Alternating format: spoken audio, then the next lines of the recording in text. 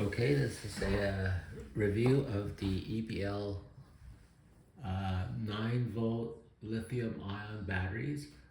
The interesting thing about this is that it is from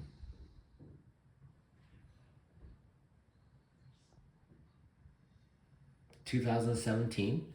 It's rated at 600 milliamp hours. This is the code of it. And I bought this in 2017. The year is now 2026, and I have had it in storage. I actually put only about 3 to 5 cycles on it. My original use, I purchased it for, I didn't end up using it. And as you can see,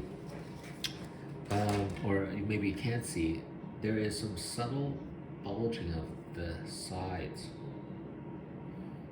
Here, maybe on the reflected light, you can see it's subtly bulging. So I figure it's time to, whenever you see a lithium ion pack bulge, it's probably best if you don't really need it to get rid of it. And these are cheap and I'm not using it, so they came as a 2-pack.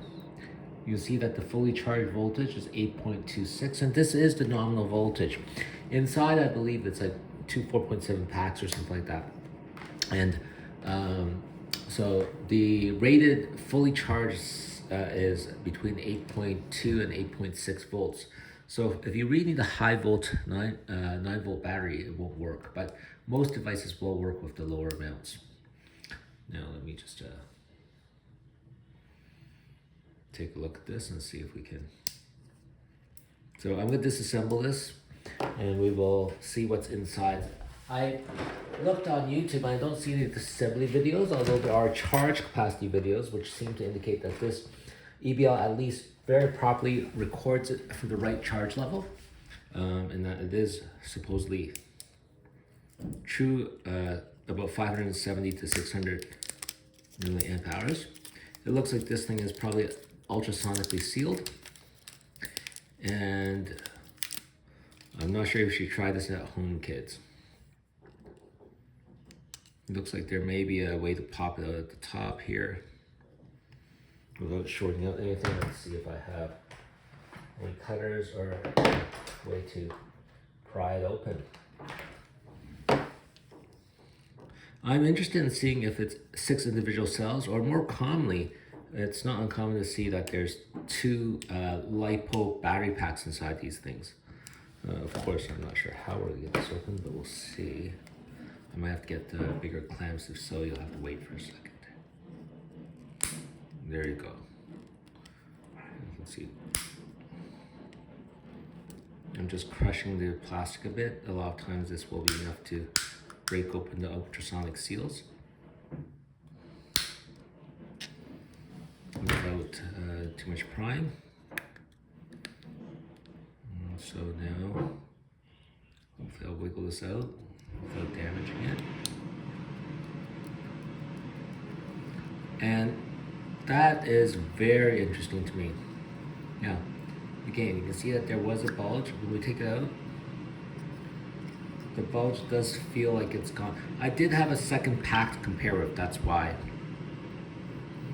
And you can see, when you go to their website, they depict this as multiple individual cells, like quadruple A cells.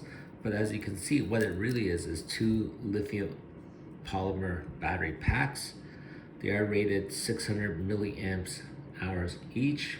You can see the date was 2017 February, and to be honest, they're not that bad. I've seen much worse bulging in the past, especially with my cell phone batteries. Maybe this side, if you can see, maybe there's some asymmetry on here, but again, lithium polymer packs are never symmetric anyways. They're a little bit irregular packs, so this may not be unusual. Now, I just repaired a drone which had a balance problem, and so let's see what individual voltages of the cells are. Let's put it in the range. Hopefully you can see that on this side.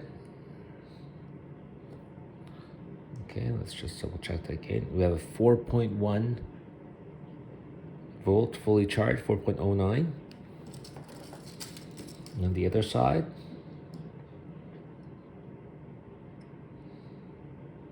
4.15.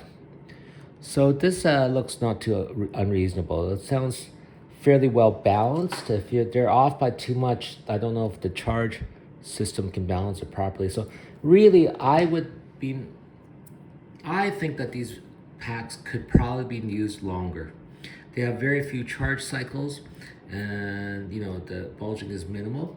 But I figured I might as well take one for the team and document the build quality of this cell because I don't see it anywhere else. So let me take a picture of this. And you can see this is I can't tell what chips are on there. Let's zoom in a bit. I'll try and take a picture, but you can see 2 ICs, a bunch of capacitors. It looks like it's micro soldered at a factory level, so it looks pretty legit.